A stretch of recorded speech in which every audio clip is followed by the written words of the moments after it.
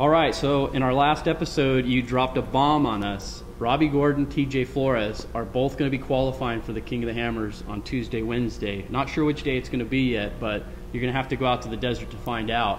Why don't we talk a little bit about some of the folks that are racing this year in the King of the Hammers? We'll take a sidebar, and let's talk about some of the race teams that are racing.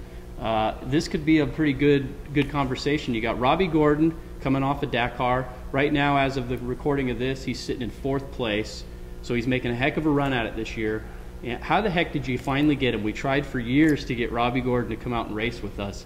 Let's hear a little story about how you got the guy to finally commit. It's really anticlimactic. It really is. Bobby,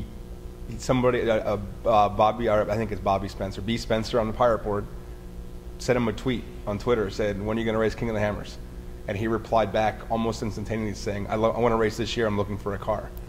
So I dug up his email address, and I emailed him and said, I can find you a car if you really want to race. But this was December 14th. So I emailed on the 14th. We closed registration on the 15th. And I said, I can find you a car, but our registration closes tomorrow. Do you want to race? And he's like, if you can find me a car, I'm in. But I want it to be a winning car. I don't want to come out there to race. I want to come out there to win. Mm-hmm.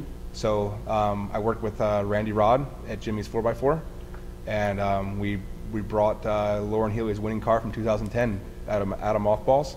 It had been retired. It was waiting to take on life as a tour car in Cancun, Mexico. Wow. But it was still in race prep order. It hadn't been driven in Mexico at all yet. It had just gotten delivered there. Put it back on the truck. It's in Hesperia right now. We're going to do some basic prep on it so that Robbie can go out and get in the rocks in a couple weeks. And then he's going to do final race prep on it and race it. Wow, so TJ Flores also coming over from the desert. We have a long history of desert guys coming over. Most of them never come back. But yep. TJ Flores, I think, is going to be the guy that changes all that. TJ went out and ran last year's course with me 4 weeks ago as my co-driver. And he was just soaking it all in. That guy is an animal. He worked his butt off out there because it was hard to get my car through that course in the rain on projects. But we did it, and he worked his butt off. And he learned a lot. He's a quick driver. He's amazingly fast, actually.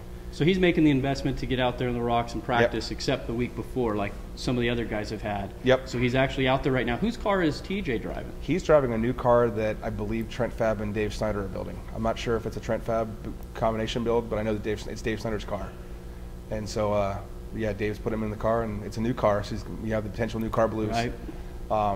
But he's taking it extremely seriously. But let's not forget our core, our Ultra 4 guys. Shannon Campbell, Jason Shear, John Reynolds is back again. We have all the Kings back. Lauren Healy. There's Randy Slauson, Ben Napier. It's just the names. Yeah, it's always been like 10 or 12 guys that you feel that could win the thing, and it seems like every year that grows. I mean, there's probably 20 guys now that could actually win this race. I think there's probably 30 guys. There's 30 guys that can legitimately win this race without having something majorly good happen. But then you can have the crazy off-the-wall stuff. I mean, Lauren Healy won as a rookie out of the LCQ. Without pre-running. Without pre-running. Yeah. And it was his first competition ever in anything. So, it's always the wild card. So, you never know. You never know. There's some other guy racing too, I heard. There's 2 guys that I think it's this year. This is their year. And I would love to see him pull it off. But Brad Lovell and Easy Rick, both. I was just doing a spotlight article on Easy Rick this morning and going through all his stats. The guy consistently was at the top tier. He used a borrowed car last year, came in 25th in a borrowed car, and just was out there getting the job done. Yep. But 2 third places and a 4th place finish for Rick Mooneyham, and always there. And there's 2 other names that have been knocking on the door that came in as vendors originally, just kind of, I want to see what this is all about. But Tony Pellegrino finished 2nd last year, and Matt Messer just built a hot rod. Yeah. A hot rod. So that car's done now. If he gets to shake it all out and be ready, Matt Messer could finish top 10 in a 4-cylinder Ecotec car with a pretty horrific suspension. Put him in an IFS car now that's got 700 horsepower. It's pretty exciting, the stuff that's been built out there. Yeah. There's some other guy that I heard is going to try to race it too for the first time. Yeah. All right. Yeah. So, you don't know about your time penalties yet, do you? I guess we haven't announced this yet, so we'll announce it here since we're breaking all kinds of news this week, I will be racing the King of the Hammers for the first time. Yep. I'm taking part of the negotiations of my sale of my shares of the stock to you was that I would take that OG 13 spot, and I'll be racing in Bandito Racing, Eric Morales' car. Yep. For the first time.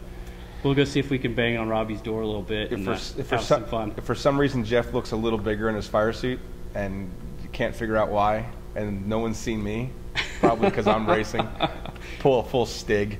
Yeah. Just show up, jump in the car, and peel out. I might need it. It is going to be quite the experience to be taking the green flag instead of waving the green flag. And when I'm there to do that, I'll be thinking of you having to stand back. It's one of the saddest moments is when you... Oh, yes, I will. It's one of the saddest moments when the last car goes off the line and you're standing there with this green flag in your hand and you're just looking around going, I want to race. You know, I get a little bit of a sadness, but you know full well I'm relieved. When the last car leaves, that 25 minutes of getting 100 cars off the line, that takes 3 years off my life every year. Yeah, I know. Just getting them all out, when I can't hear any more motors and everybody's safe and the cars are gone, I can breathe again. So. Well, thank God you got Roxy out there to herd those cats for you, because I know the back end of that is chaos. So It'll be fun. All right, guys. We'll see you in the next episode.